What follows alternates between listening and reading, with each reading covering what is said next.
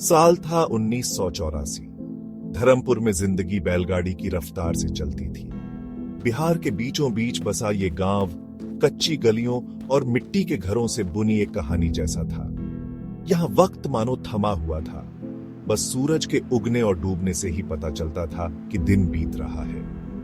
हवा में ताजी रोटियों की खुशबू और दूर से आती मंदिर की घंटियों की आवाज खुली हुई थी। इसी शांत जगह में राजू, एक सपनों से भरा छोटा लड़का, अपनी जिंदगी जीता था। 14 साल का दुबला पतला राजू, अपनी नशीली आंखों वाला, धर्मपुर के बाकी बच्चों से अलग था। जहां उसके दोस्त आम खेलों में मजा ढूंढते थे, राजू कहानियों की दुनिया में खोया रहता था। हर उड़ती पतंग के साथ उसकी कल्पना भी उड़ान भरती। हर पतंग मानो बहादुरी और रोमांच की एक कहानी कह रही थी। जो भी किताब उसके हाथ लगती, वो उसे पी आच जाता। उसका दिमाग उपजाऊ जमीन जैसा था, जहां शब्द जड़ पकड़ते और रंगीन तस्वीरों में बदल जाते। प्रेमचंद की गोदान की उसकी पुरानी कॉपी उसका सबसे अनमोल खजाना थी। उसके गांव की सीमाओं से परे एक दुनिया की झलक। गांव वाले उसका शांत स्वभाव और किताबों का प्रेम देख अक्सर सर हिलाते और मुस्कुराते। राजू उनकी बातों पर ध्यान नहीं देता, अपनी किताबों में सुकून पाता। उसे क्या पता था कि किस्मत ने उसके लिए कुछ और ही सोच रखा है, एक ऐसा रोमांच जिसकी उसने कभी कल्पना भी नहीं की थी। धर्मपुर में मानसून अपने पूरे शबाब में आ गया था। मूसलाधार बारिश सूखी धरती पर बरस रही थी, कच्ची गलियों को कीचड़ भरी नालियों में बदल रही थी। बारिश से बचने के लिए राजू खुद को एक पुराने बरगद के पेड़ की घनी छाया में पाया। सदियों पुराना विशाल तने वाला ये पेड़ राजू के दिल में एक खास जगह रखता था। बारिश के बीच राजू की नजर एक पीले कागज के टुकड़े पर पड़ी, जो एक ढीली जड़ के नीचे से झांक रहा था। उत्सुकतावश उसने उसे धीरे से बाहर निकाला। उसकी उंगलियां कागज के किनारों पर फिरी। ये एक खत था। किनारे घिसे हुए और स्याही समय के साथ भीगी पड़ चुकी थी। जैसे ही राजू की नजर अनजानी लिखावट पर पड़ी, उसका दिल धड़क गया।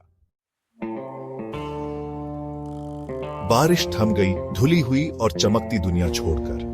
राजू खत हाथ में लिए घर की तरफ भागा। उसका दिमाग सवालों से भरा हुआ। ये खत किसने लिखा? ये पेड़ के नीचे क्यों छुपाया गया था? और इसमें कौन से राज छुपे हैं?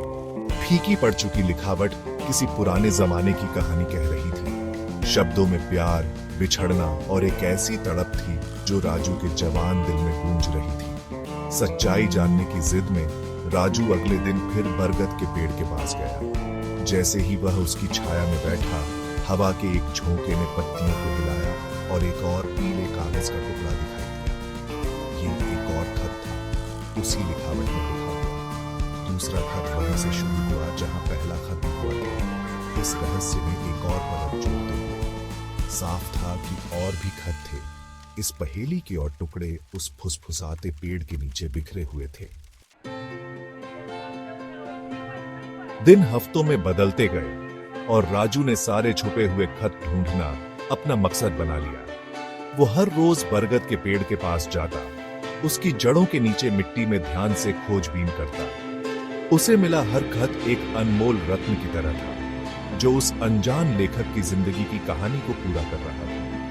खतों में एक मना प्यार, राजनीतिक उथल-पुथल के दौर और एक अलग जिंदगी की तमन्ना की बातें थी।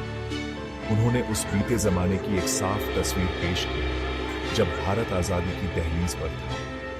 राजू को लेखक के सपनों, उसके डर और मुसीबतों के सामने उसकी अडिग भावना के बारे में पता चला।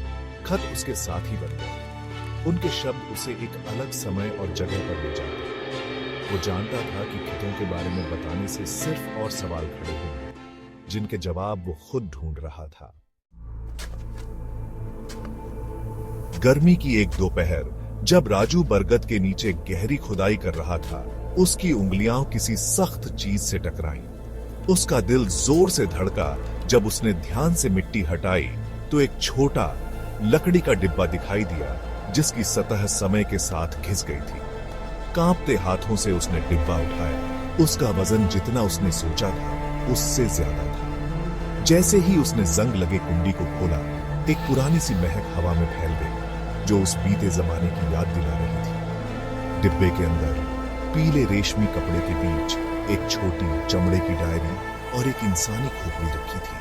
उसकी खाली आंखें डरावनी नजरों से उसे घूर रही थी। डायरी के पन्ने सुंदर लिखावट से भरे थे, जिसमें एक युवा स्वतंत्रता सेनानी विजय की जिंदगी का ब्यौरा था।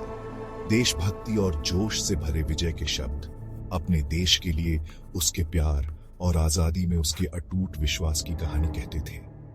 राजू को मिले खत विजय के आरती को लिखे अनफे खत थे, ऐसे प्यार से भरे जो मौत भी नहीं बुझा सकी। जैसे जैसे राजू विजय की डायरी में आगे बढ़ता गया, उसे उन दुखद घटनाओं के बारे में पता चला जिनकी वजह से उसकी असमय मौत हुई। एक करीबी दोस्त के धोखे से विजय को अंग्रेजों ने पकड़ लिया और मार डाला। उसका शरीर उसी पेड़ के नीचे दफना दिया गया जहां उसके अनपढ़े खत रखे थे। टूटे दिल और समाज से बहिष्कृत होकर आरती ने अपनी बाकी जिंदगी बरगद के पेड़ के पास अपने प्यारे विजय को खत लिखते हुए बिताई। डायरी की आखिरी एंट्री राजू के नाम एक खत था जो आरती ने अपनी आखिरी सांस लेने से पहले लिखा था। उसने विजय की कहानी बताने, उसकी कुर्बानी को याद रखने की अपनी इच्छा जाहिर की। उसने राजू को अपना राज सौंपा। उसके शब्द विजय के शब्दों की तरह समय की सीमाओं से परे गूंज रहे थे। कहानियों का दीवाना राजू एक ऐसी कहानी से रूबरू हुआ जो दिल दहला देने वाली और प्रेरणादायक दोनों थी। ये एक ऐसी कहानी थी जो हमेशा उसके साथ रहेगी। एक ऐसी कहानी जिसने उसे सिखाया कि कुछ कहानियां कभी खत्म नहीं होती, वो बस सही समय, सही आवाज का इंतजार करती हैं जो उन्हें वापस जिंदा कर सके।